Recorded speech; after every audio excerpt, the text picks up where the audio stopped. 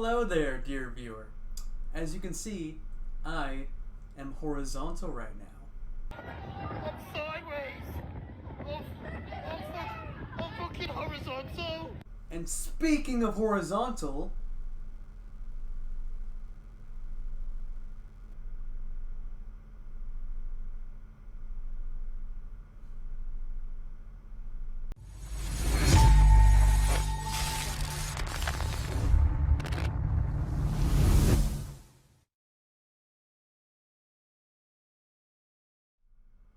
I was pretty excited when I heard this was coming out. For those who don't know, my very first portable emulator was the original RG35XX. I even have my own review on it that you can watch right now if you want. I originally planned to review the RG35XX Plus, but they took almost no time really to announce this. It's the Anbernic RG35XX. You're really nailing it with the names, guys. It's just knocking it out of the ballpark. It's basically the same thing as the Plus, just horizontal with two thumbsticks.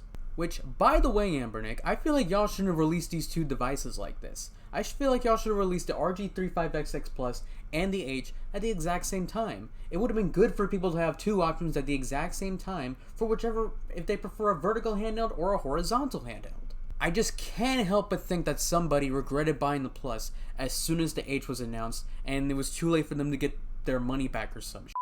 But anyways, let's talk about this thing. Now, one thing I want to go ahead and get out of the way is my biggest issue with this thing, and that is the software. Now, if you were to look at any other YouTuber's review on this thing right now, you'll notice that almost all of them have the exact same big issue with this thing, the software. And I am of no exception, of course. I personally think the software is outdated and just nothing special.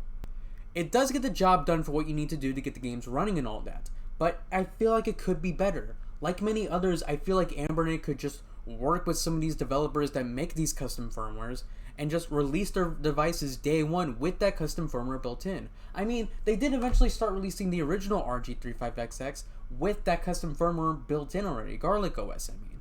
And they might eventually start doing the same thing with this once Garlic OS comes out, and probably for the RG35XX Plus as well.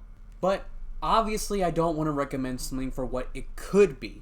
I want to talk to you about what we have right now as it is before we have yet to see any Garlic OS on this at all. And honestly, I do think what we have here right now isn't that bad.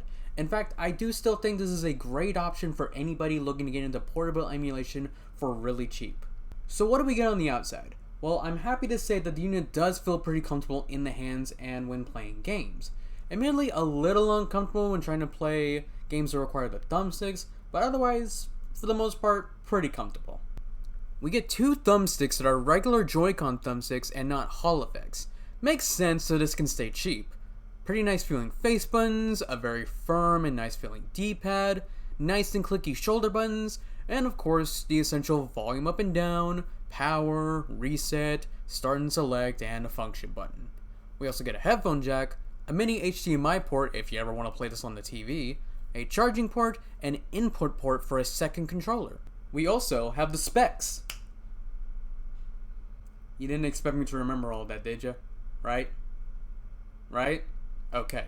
All in all, hardware-wise, this is basically just a cheaper version of the Anbernic RG353M.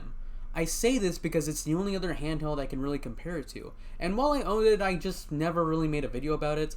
I don't know why, I couldn't really tell you. But it is just a cheaper version of that. Even Anbernic themselves did a comparison in their showcase of this device. So yeah, if you thought about buying the RG353M, but you think it's just a tad too expensive, well then, here you go. It even plays the same amount of systems that it can, just a tad bit worse, but basically the same. Which brings me to the next part. Now, usually for the most part, no one cares about specs. I certainly don't care about specs. What I, like many others, are interested in is how does it play the games? Does it play them well? Does it play them like hot garbage? Well, no actually. Yeah, for the most part, the emulation quality is pretty solid. Of course, everything 2D is going to play just fine. You're going to have great emulation for NES, SNES, Game Boy, Game Boy Color, Game Boy Advance, Genesis, Master System, Game Gear, Neo Geo Pocket Color, PlayStation 1, Nintendo DS, N64, Dreamcast, and even PSP. That was a lot, but yeah, for everything I said up to PS1, it's gonna play just fine. It's when we get to DS above that issues start to come. Of course, with DS, there comes the problem with only having one screen. Obviously, it's not gonna make certain games that require just one screen to be looked at any difficult to play, but any game that requires you to look at both screens or to use the touchscreen is gonna make things complicated. It's possible, but not every DS game is gonna be easy to play on here. N64 doesn't have too many issues at all. Something I haven't mentioned about the software is that some of the systems give you an option to use a different core. Not to switch the core for that whole system, but for each individual game of that system. I assume it's because certain games run better on certain cores, so it is nice that the option is there. I almost never really felt the need to use that feature though, besides N64. There are two options, and you'll basically want to use the option that says Mupin, because from my testing, that's just the better core to use overall for N64. For Super Mario 64 and Smash 64, from using the first core option, you can definitely tell there's a bit of slowdown in both games, both from the gameplay and from the audio.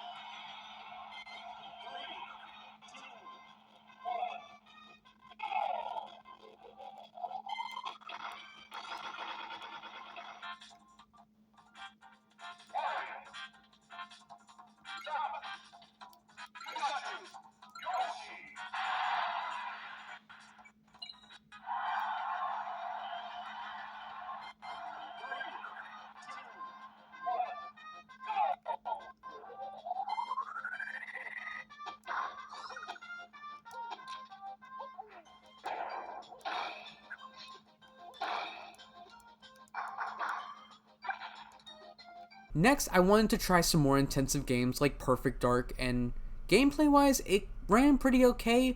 The only time it gave me any issues was during when the game was just starting up. Next, I tried out Donkey Kong 64, and I immediately had problems just with the opening DK rap. You can listen to the audio for yourself.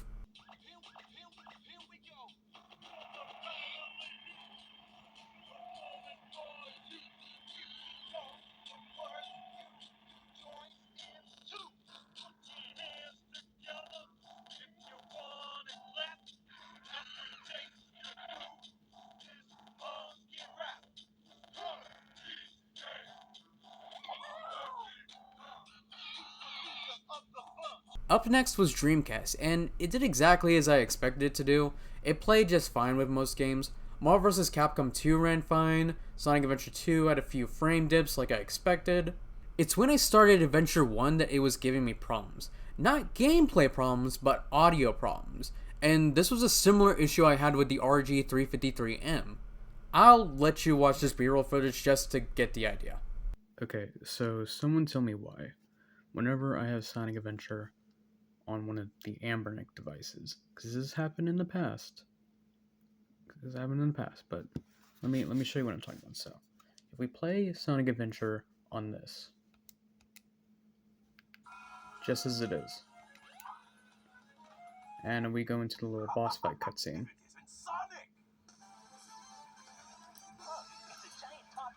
Everything sounds just fine. The audio is just fine. Everything sounds just fine. I'm gonna fast forward a bit. Go to the actual boss fight. Again, everything sounds just fine. No audio glitches, nothing like that. Everything is hunky-dory.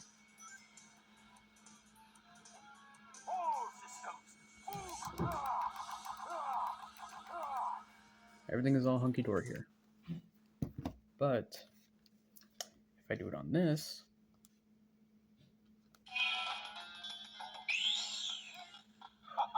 If it isn't Sonic!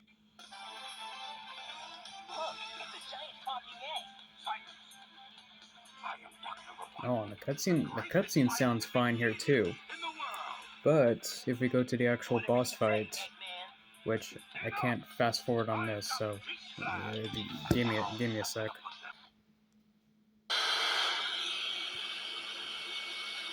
That. Yeah, I'm talking about that.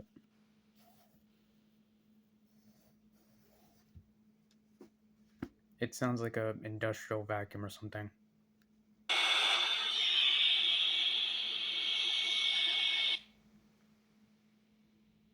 You see? And it'll do that if I go near a car or in the hub world or anything like that. Does anyone know why it does that? Because the same file that I used for this is on this too. It's the same exact file. I don't have any problems with it on that. But on this, just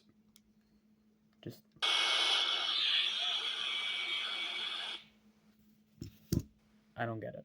Yeah, so if anybody has any idea why that is and how it can be fixed, please let me know in the comment section down below. I'd really appreciate it, honestly.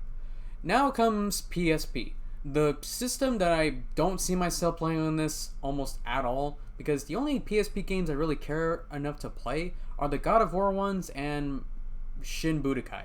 Luckily, Shin Budokai runs pretty good and at a nice 60 frames per second. But the same can't really be said for Chains of Olympus. It seems like the game speed doesn't take too much of a hit, but that frame rate, man.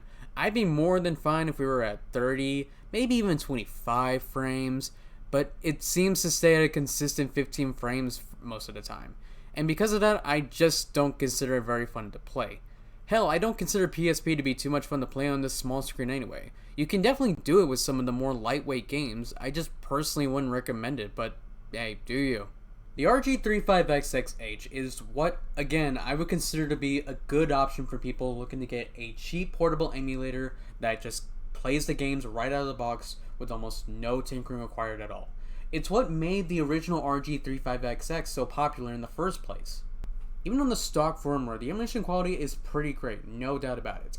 Everything about this besides the software is just great. And at this price point, it's on the table for the many options there are out there at similar price points.